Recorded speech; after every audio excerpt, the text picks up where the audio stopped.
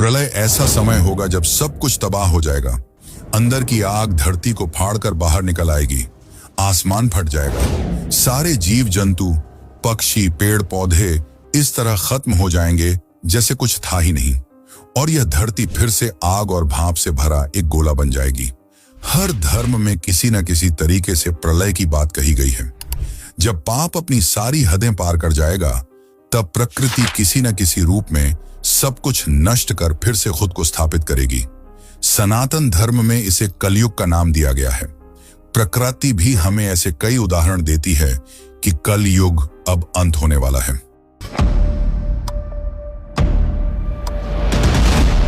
तो क्या यह सत्य है कि आने वाले कुछ सालों में कलयुग का अंत हो जाएगा? 2025 में दक्षिण भारत के समुद्र तट पर मछुआरों को एक अजीब और डराने वाला जीव मिला। एक पतली 20 फुट की मछली। वैज्ञानिक इसे सिर्फ एक ओरफिश कहते हैं।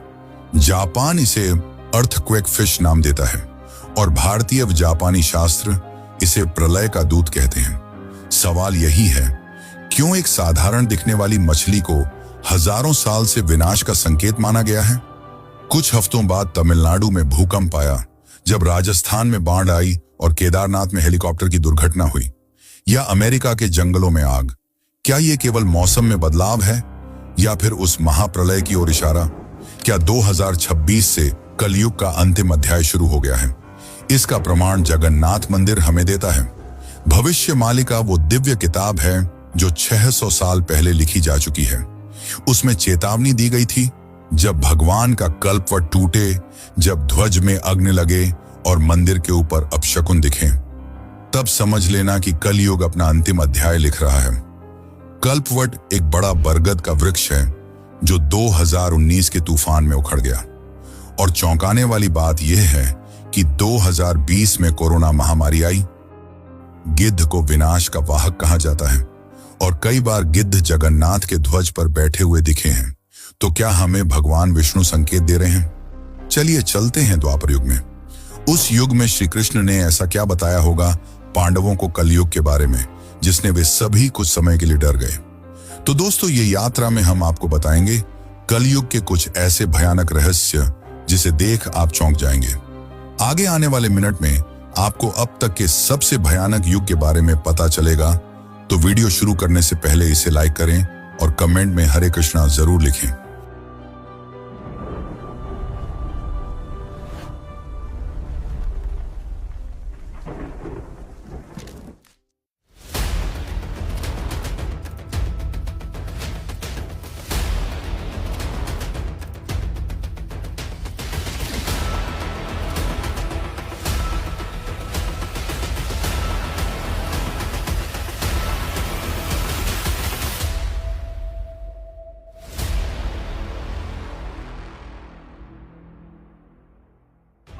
तो 2025 में और कुछ सालों में ऐसी घटनाएं हमें देखने को मिली हैं जिन्होंने हमें यह साफ बताया है कि हमारा अंत अब नजदीक है और कलयुग अपने चरम पर पहुंचने वाला है। साल 2025, गर्मियों का मौसम। मछुआरे मछली पकड़ रहे थे। तमिलनाडु के दक्षिणी इलाके में उन्हें कुछ ऐसा मिला जिसने पूरी दुनिया को चौंका दिया। उनके जाल में एक 20 फीट लंबी मछली फंसी। वह एक लंबी, चांदी सी चमकती, रिबन जैसी देह वाली मछली थी जिसकी आंखें गहरे समुद्र की तरह निर्जीव थीं। ऐसी मछली वहां के स्थानीय लोगों ने कभी नहीं देखी थी, लेकिन जिन्हें इस मछली के बारे में पता था वो इसे द डूम्सडे फिश के नाम से बुलाते हैं। वैज्ञानिक इसे ओरफिश कहते हैं। यह मछली समुद्र की सतह पर नहीं रहती। यह 1000 मीटर से भी अधिक गहराई में पाई जाती है, जहां सूर्य का प्रकाश तक नहीं पहुंचता। वहां से समुद्र की सतह पर आना सोचने का विषय था। अब आपको यह केवल साधारण घटना लग रही होगी और आप यह सोच रहे होंगे कि यह केवल एक मछली ही तो है, लेकिन जापान में एक प्रसिद्ध किंवदंती के अनुसार यह मछली समुद्र की गहराइयों से तब बाहर आती है जब जब समुद्र के नीचे कुछ भयानक होने वाला हो। जापानी लोक कथाओं में इसे ryugu no मैसेंजर कहा जाता है, जिसका अर्थ है समुद्र के नीचे के राज का दूत। और उनका दावा केवल दंत कथा नहीं है। 2011 की बात याद कीजिए। जापान के फुकुशिमा का वह भयानक भूकंप जिसने पूरे शहर को मैप से ही गायब कर दिया था। उसे कुछ महीनों पहले जापानी तटों पर दर्जनों ऑरफिश दिखाई दिए थे। इससे यह बात साबित होती है कि यह ऑरफिश समुद्र विनाश से पहले संकेत देता है। लोग इसे नजरअंदाज कर रहे थे, लेकिन यह मछली केवल इसी समय नहीं दिखी। तमिलनाडु के बाद ऑस्ट्रेलिया, न्यूजीलैंड, कैलिफोर्निया और तस्मानिया के तटों पर भी ऑरफिश देखी गई। 4 महाद्वीपों पर एक ही समय खंड में एक ही घटना।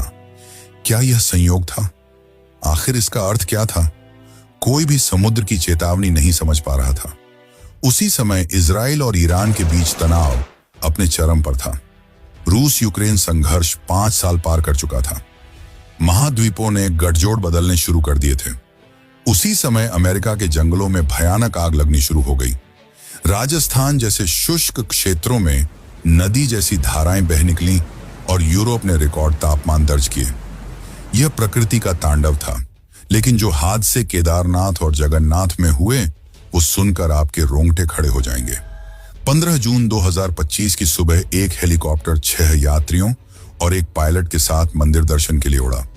जिस समय हेलीकॉप्टर उड़ा, मौसम साफ बताया गया, सब सही चल रहा था। अचानक बादल पहाड़ों के नीचे आने लगे। यह दृश्य ऐसा था मानो पूरा पहाड़ बादलों में छिप गया है। पायलट को कुछ साफ नहीं दिख रहा था और हेलीकॉप्टर बड़े से ग्लेशियर में टकराया, जिससे उसके अंदर बैठे लोगों की मौत हो गई। इस घटना के कुछ घंटों बाद जंगल छट्टी मार्ग में भूस्खलन हुआ, जिसे देखते हुए प्रशासन ने यात्रा रोक दी। हैरान करने वाली बात तो यह है कि उसी दिन उसी समय अचानक प्रकृति क्यों बदली? क्यों अचानक से मौसम बदला? कृष्ण ने एक बार कहा था, जब प्रकृति थकती है तो वह मनुष्य को पहले इशारे देती है, फिर घटनाएं। 2025 में लगता था मानो हिमालय कह रहा हो, अब पर्याप्त हुआ, यहां प्रवेश मत करो। चलिए अब बात करते हैं जगन्नाथ धाम की। 600 साल पहले संत अच्युतानंद दास ने एक पुस्तक लिखी, भविष्य मालिका। यह पुस्तक में भविष्य के बारे में लिखा है, मानो पूरी मानव जाति के लिए एक चेतावनी लिखी हो। इस पुस्तक में लिखा था कि जगन्नाथ मंदिर के प्रांगण का पवित्र बरगद, जिसका नाम कल्पट था, वह यदि उखड़ जाए तो महामारी आएगी। और जरा सोचिए, इस पेड़ के उखड़ने के बाद क्या हुआ? जैसे ही यह पेड़ उखड़ा, कुछ समय बाद 2019 में फानी तूफान आया और वह पेड़ गिर गया। और कुछ समय बाद पूरी दुनिया में कोरोना महामारी फैल गई। जगन्नाथ समुद्र के किनारे बसा मंदिर है, जहां लगातार तेज हवाएं चलती रहती हैं। इसी की वजह से कोई भी पक्षी ध्वज पर नहीं बैठ पाता, लेकिन कुछ सालों से गिद्धों को ध्वज पर बैठते देखा गया। शास्त्रों में गिद्ध मृत्यु का दूत है। अगर वैज्ञानिकों की भाषा में कहा जाए तो यह वो जीव है जो शव खोजते हैं। लेकिन आखिर क्या कहना चाहते हैं ये सभी संकेत? क्या कलयुग का अंत अब नजदीक है? द्वापर युग के अंत के बाद कलयुग की शुरुआत हुई, लेकिन श्री कृष्ण को कलयुग का आभास पहले से था। उन्होंने पांडवों को कुछ ऐसा बताया कि वे स्तब्ध रह गए। तो आइए जानते हैं द्वापर युग में कलयुग की कथा। लेकिन उससे पहले वीडियो को लाइक जरूर करें।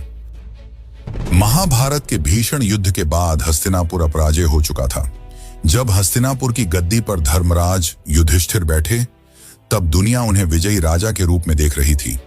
युधिष्ठिर के मन में चिंता ने जन्म लिया। वे सोच में पड़ गए थे कि आने वाला युग कैसा होगा। एक बार अर्जुन ने युधिष्ठिर से प्रश्न किया कि वे इतने चिंतित क्यों हैं।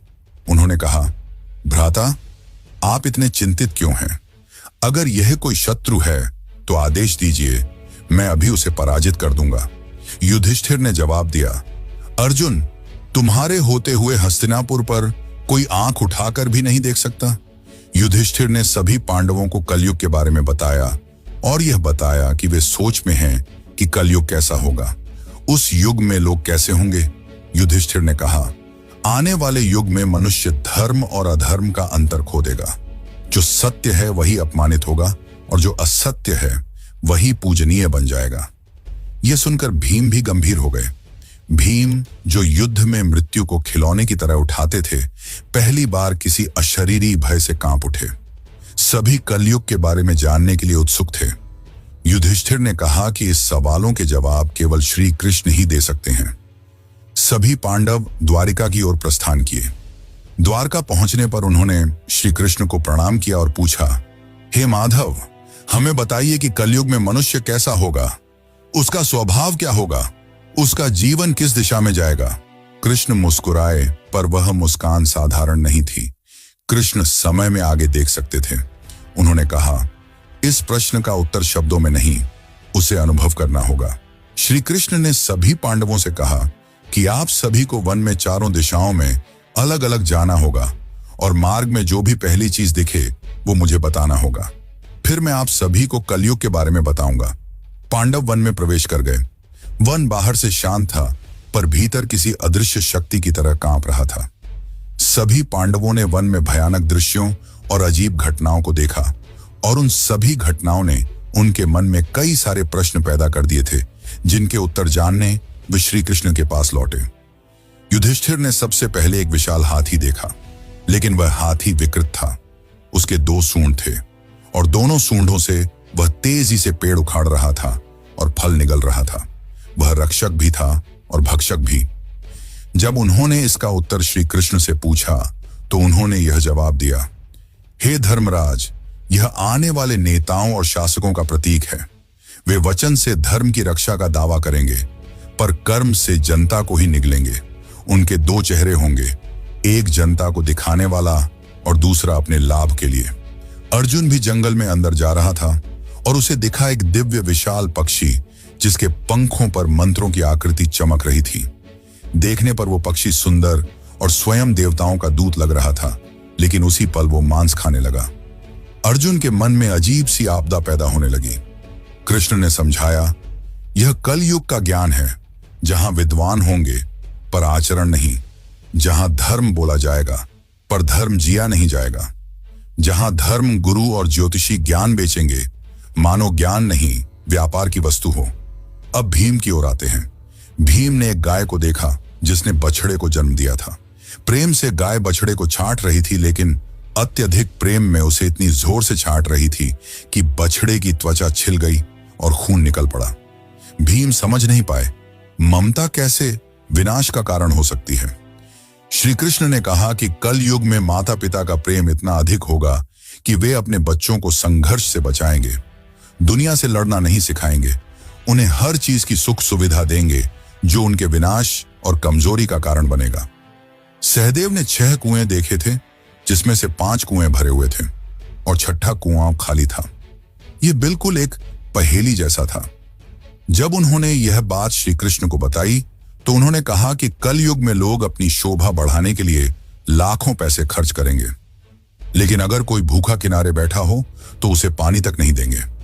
और अंत में नकुल ने पर्वतों के पास एक विशाल चट्टान को लुढ़कते देखा। चट्टान ने बड़े बड़े वृक्षों को तोड़ दिया, पर जब वह एक छोटे से पौधे के पास पहुंची तो अचानक रुक गई।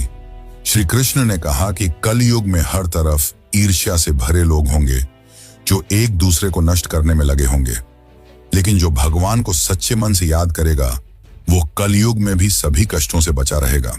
कलयुग में कोई भगवान को नहीं मानेगा, लेकिन जो भी मुझे सच्चे मन से याद करेगा मैं उसके पास जरूर आऊंगा।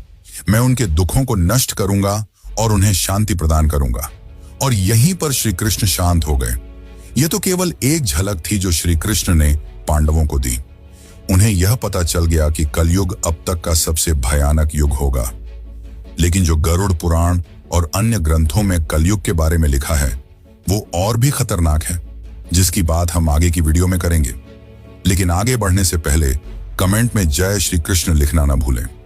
घोर कलयुग का वर्णन गरुड़ पुराण में किया गया है। गरुड़ पुराण में वर्णित कलयुग ऐसा नहीं था जो हम आज अपने आसपास देखते हैं। जब आप घोर कलयुग के बारे में जानेंगे तब आपको आज की सभ्यता कहीं सुंदर लगेगी। घोर कलयुग में जीवन एक वरदान नहीं, एक श्राप प्रतीत होता है। आज के जमाने में मनुष्य की आयु 70 से 80 वर्ष है और जापान के ओकिनावा शहर में तो 100 साल से ज्यादा आयु है। लेकिन घोर कलयुग में यह घटकर 20 वर्ष हो जाएगा। 20 यानी जीवन का वह बिंदु जहां आज के मनुष्य अपने करियर की योजना बनाते हैं, अपने सपनों को लिखते हैं, अपने भविष्य का निर्माण सोचते हैं, वहीं कलयुग के अंत में वही बिंदु मृत्यु के द्वार बन जाएगा। जन्म और मृत्यु के बीच की दूरी इतनी छोटी रह जाएगी कि जीवन शब्द का अर्थ ही बदल जाएगा। उस समय 12 वर्ष से ही मनुष्य वृद्ध अवस्था में पहुंच जाएगा। एल्ला सफेद त्वचा सिकुड़ी हुई, आंखों में घबराहट और मन में भय। शरीर रोगों का घर होगा, हड्डियां कमजोर। ये वही उम्र है जिसमें आज का बच्चा स्कूल जाता है, खेलता है। स्त्रियों के शरीर इतने दुर्बल होंगे कि 8 से 9 वर्ष की आयु में ही गर्भ धारण कर लेंगी, पर शरीर में वह शक्ति नहीं होगी कि वह गर्भ को पूरा पोषण दे सके। न वे बच्चे को संभाल पाएंगी, न स्वयं को। केवल ऐसा ही नहीं होगा, वह समय नैतिकता की मृत्यु का युग होगा। विवाह जैसा पवित्र बंधन टूट जाएगा। पति पत्नी का संबंध व्यापार जैसा होगा। लाभ हुआ तो चलो, लाभ नहीं हुआ तो खत्म। गरुड़ पुराण कहता है कि पतिव्रता स्त्रियां लुप्त हो जाएंगी। पुरुष स्त्रियों के लिए और स्त्रियां पुरुषों के लिए सहारा नहीं, सौदा बन जाएंगे। लोग केवल अपनी भूख और वासना के लिए जिएंगे। संबंध केवल लोभ के लिए बनाए जाएंगे। वासना जो आज पाप समझी जाती है, वो अधिकार बन जाएगा। मनुष्य और पशु के बीच कोई अंतर नहीं रहेगा। आज हम अपने आसपास बड़ी बड़ी इमारतें देखते हैं, लेकिन घोर कलयुग में विकास का पहिया उल्टा घूमेगा। भागवत पुराण में लिखा है कि मानव कद भी छोटा होता जाएगा। सभी मनुष्य बौने होंगे और पेड़ के जड़ों में बिल बनाकर चूहे बिल्ली की तरह रहेंगे। उस समय जल इतना दुर्लभ होगा कि लोग स्नान करना छोड़ देंगे। शरीर गंदगी से, मन अधर्म से और वातावरण दुर्गंध से भर जाएगा। पूजा पाठ और दान सब समाप्त हो जाएगा। लेकिन घोर कलयुग का सबसे भयानक रूप यह नहीं है।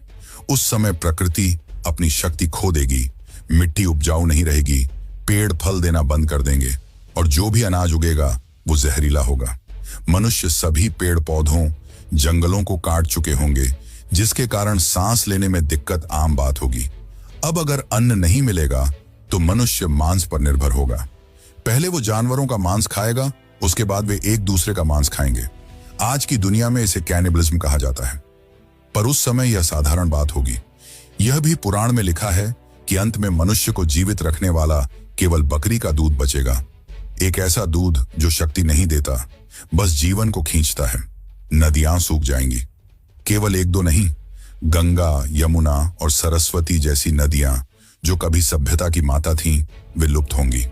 नदी का पानी अमृत माना जाता था, अब वही पानी किसी खजाने से अधिक मूल्यवान होगा। लोग पानी के लिए युद्ध करेंगे, हत्या करेंगे और जो पानी के पास होगा वह राजा होगा। जरा कल्पना कीजिए, आसमान से पानी नहीं, एसिड बरसेगा जो शरीर पर पड़ते ही उसे जला देगा। पृथ्वी पूरी तरह थक चुकी होगी। मनुष्य, पशु, वृक्ष सभी अपनी आयु पूरी कर चुके होंगे और विनाश की ओर बढ़ रहे होंगे। गरुड़ पुराण कहता है कि जब पाप का घड़ा भर जाता है, तब विनाश की शुरुआत तलवारों से नहीं, सन्नाटे से होती है।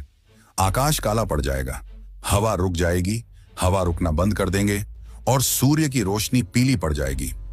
उसी सन्नाटे में भगवान विष्णु सूर्य की किरणों में प्रवेश करते हैं और फिर एक ऐसी असंभूत घटना घटित होती है जिसकी कल्पना भी आज का मनुष्य नहीं कर सकता। आकाश में एक सूर्य नहीं, 7 सूर्य उदित होते हैं। तो आइए जानते हैं क्या है इन 7 सूर्यों का रहस्य। ये 7 सूर्य महाविनाश का संकेत होंगे। इनकी तेज और गर्मी इतनी होगी कि सब नष्ट कर देगी। पहले तालाब सूखेंगे, फिर नदियां और समुद्र। नमी हवा में नहीं टिकती, बल्कि सीधी भाप बनकर ऊपर उठती जाती है। धरती की मिट्टी फट जाती है और बड़े बड़े दरारें बनती हैं। धरती की सतह कछुए की पीठ जैसी दिखाई देती है, सख्त, सूखी, जली हुई और पूरी तरह उजाड़। लेकिन विनाश केवल एक तरफ से नहीं होगा, विनाश दोनों दिशाओं से होता है। गरुड़ पुराण कहता है कि जब 7 सूर्यों की गर्मी पृथ्वी को ऊपर से जलाएगी, उसी समय पाताल लोक में बैठे भगवान शेषनाग अपना मुख खोलेंगे। उनके मुख से निकलने वाली अग्नि को कालाग्नि कहा गया है। एक ऐसी आग जो जीवन को जला नहीं, तत्वों को अलग करती है। इसके प्रभाव से पृथ्वी अंदर से जलने लगेगी। पक्षी नष्ट हो जाएंगे, वृक्ष जड़ से भस्म हो जाएंगे, हवा जहरीली हो जाएगी और चारों ओर आग का जहरीला धुआं फैल जाएगा। वो धुआं इतना जहरीला होगा मानो उसे सूंघते ही कोई भी जीव, पशु, पेड़ सभी नष्ट हो जाएंगे। जब सब कुछ जलकर खाक हो जाता है, तभी प्रलय का दूसरा चरण आरंभ होता है। वह चरण जिसमें जल अपनी सत्ता वापस लेता है।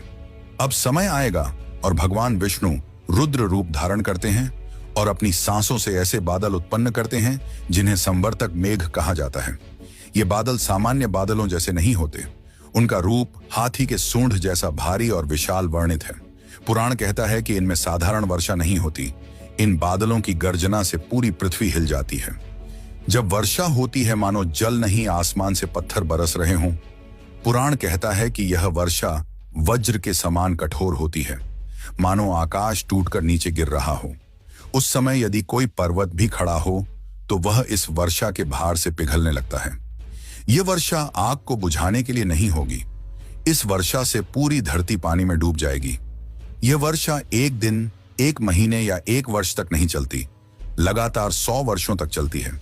समुद्रों का पानी बढ़ता है, भूमि का स्तर गिरता है और धीरे धीरे पूरी पृथ्वी जल से भर जाती है। अंत में वे पर्वत जो हमेशा मानव सभ्यता के रक्षक रहे, वे भी समुद्र में समा जाते हैं। हिमालय जैसे विशाल पर्वत भी इस जल में अपना अस्तित्व खो देते हैं। उस समय पृथ्वी पर कोई मंदिर, भवन, महल नहीं बचेगा, सब पानी में डूब जाएगा। चारों ओर विशाल नदी होगी जिसका कोई अंत नहीं देख पाएगा। गरुड़ पुराण कहता है कि यह वर्षा पृथ्वी का विनाश नहीं, उसकी शुद्धि है। जैसे खेत को नई फसल के लिए जलाया जाता है, उसी प्रकार धरती को पापों और बुरी शक्तियों से मुक्त करने के लिए सृष्टि को नए चक्र के लिए शुद्ध किया जाता है। यह प्रलय पाप को नष्ट करता है, जीवन को नहीं। जब पाप धुल जाता है और कर्म का भार समाप्त हो जाता है, तभी अगला युग जन्म ले सकता है। अब पृथ्वी पर केवल जल है और उसके ऊपर अंधकार, पर इसी अंधकार के भीतर एक चिंगारी छिपी है, नई सृष्टि की। समय अपनी गोद में बीज छिपाकर रखता है और फिर किसी दूर स्थान पर एक नए युग का योद्धा जन्म लेने की प्रतीक्षा कर रहा है। इतिहास साक्षी है कि किसी युग का अंत तलवारों से नहीं होता, बल्कि मनुष्यों से होता है। मनुष्य के विचार जब ईर्ष्या और लोभ की ओर जाते हैं तो प्रकृति स्वयं उन्हें उनके पापों का दंड देती है। और अगर आज की दुनिया को घोर कलयुग से तुलना की जाए तो यह स्वर्ग जैसा प्रतीत होता है। तो दोस्तों, आप ही बताएं कि आपको लगता है कि दुनिया जल्दी खत्म होने वाली है? क्या आप घोर कलयुग में जन्म लेना चाहेंगे? अपने उत्तर कमेंट में जरूर बताएं।